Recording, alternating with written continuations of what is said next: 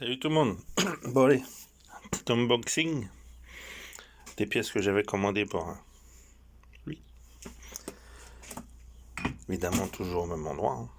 Les collections s'agrandissent. Moi c'est pas tous les autocollants, j'en ai je sais pas combien, c'est que j'avais que cela sous la main. Alors, place. Bon c'est juste les roulements, les joints.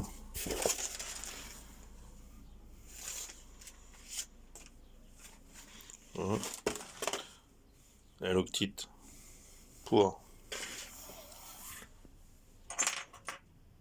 ça. On va voir ce que ça va donner après. Des ressorts renforcés. L'embrayage qui est dedans, il est tout neuf. Évidemment, bah deux. Les petits autocollants qui va aller là-haut avec les autres.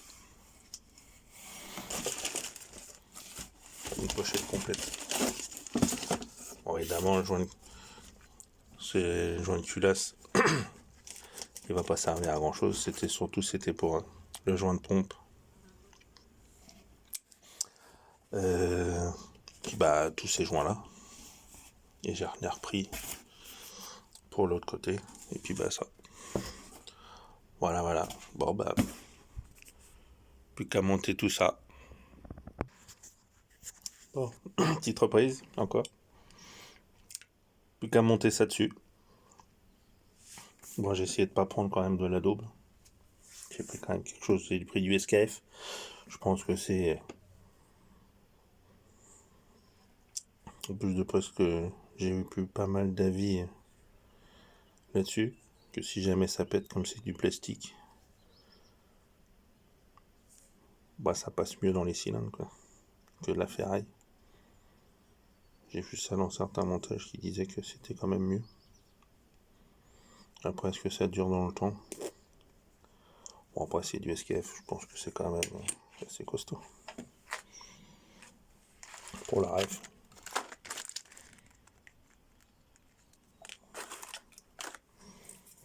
Après, c'est du C3. Hein.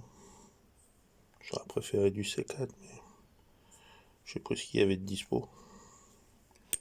De ce que j'ai compris, le C3 et le C4, il a un peu plus de tolérance dans les jeux. De ce que j'ai compris. Bon, on va mettre ça, si jamais il y a trop de jeux, si jamais ça tourne pas top, et ben on reprendra ce qu'il faut, et puis je parle pas des roulements, je vais reprendre ces trucs là pour que ça soit moins, il y ait moins de jeux. Et puis voilà, bon bah il n'y a plus qu'à. Voilà, roulement monté. Moi je l'ai monté à la presse, hein. J'ai une petite presse là-bas. Là.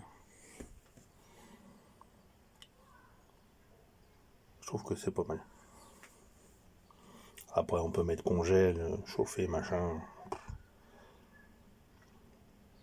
Disons que ça s'use pas aussi vite que les portées là-dedans. Ça c'est de l'alu, ça c'est de l'acier traité.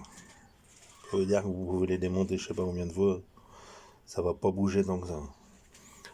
Là par contre, c'est pas la même histoire, c'est de l'alu, ça se bouffe. De toute façon, Derby a pas une réputation pour avoir des portées de roulement qui tiennent très longtemps. De ce que j'ai pu voir, hein, un peu partout. Et moi, tous les démontages que je fais, c'est chauffé.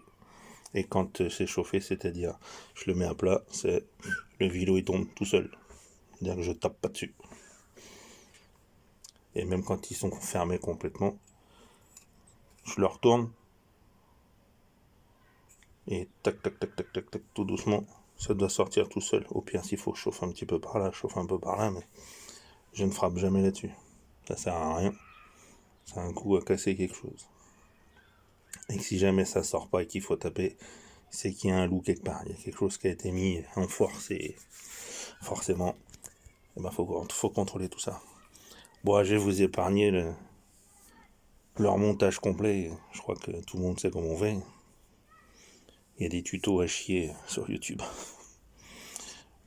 Vous inquiétez pas, cette partie-là, la jonction, je vous la filmerai. Mais là, les montages des vélos dedans, ça sert pas à grand chose. Et tu chauffes, tu mets dedans, tu serres, tu mets le joint, c'est fini quoi. Là c'est pareil, c'est la même chose.